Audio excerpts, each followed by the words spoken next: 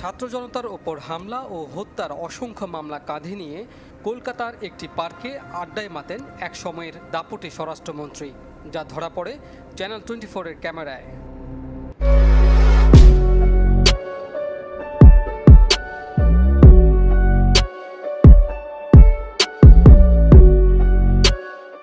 আসসালামু আলাইকুম বন্ধুরা, আজকের নিউজটা আপনাদেরকে দেব আসলে খুবই আতঙ্কের একটা নিউজ।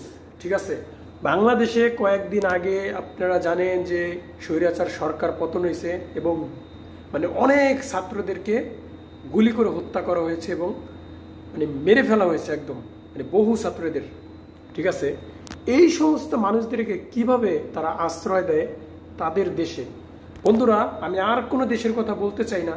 ঠিক আছে, তো বন্ধুরা, তার আগে আমি বলে নিতে চাই যারা আমার ভিডিওটা দেখবেন সবাই একটু সাবস্ক্রাইব করবেন চ্যানেলটি।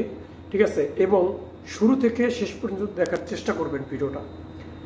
তো বন্ধুরা, যার কথা বলতে চাই যে ভারত যে আমাদের শত্রু, বন্ধু না, এই কথাটা বারবার প্রমাণ, বারবার। তো বন্ধুরা, শেখ হাসিনা ভারতে আছেন সেটা আমরা জানি, কিন্তু তার যে নেতা পেতা সেটা কোথায়, ওইগুলা কোথায়? ঠিক আছে বন্ধুরা, গতকাল ভারতের ইকো পার্কে স্বরাষ্ট্রমন্ত্রীর খোঁজ পাওয়া গেছে, ওইখানে বসে কফি খাইতেছিল। ঠিক আছে, কফি খাইতেছিল। যখনই বাংলাদেশি মানুষদের টের পায় তখনই তিনি ওইখান থেকে জায়গাটা ত্যাগ করে চলে যায়। ঠিক আছে, এখন আলা ভাবেন, এটা ভেবে নিতে পারি আমরা যে ভারতে বাংলাদেশের যত নোংরা রাজনীতির যত রোগগুলা রয়েছে, বাংলাদেশের যারা পলাইছে সব ভারতে ভাই। সব নেতা আওয়ামী লীগের কুলাঙ্গার সন্তানরা সব ভারতে।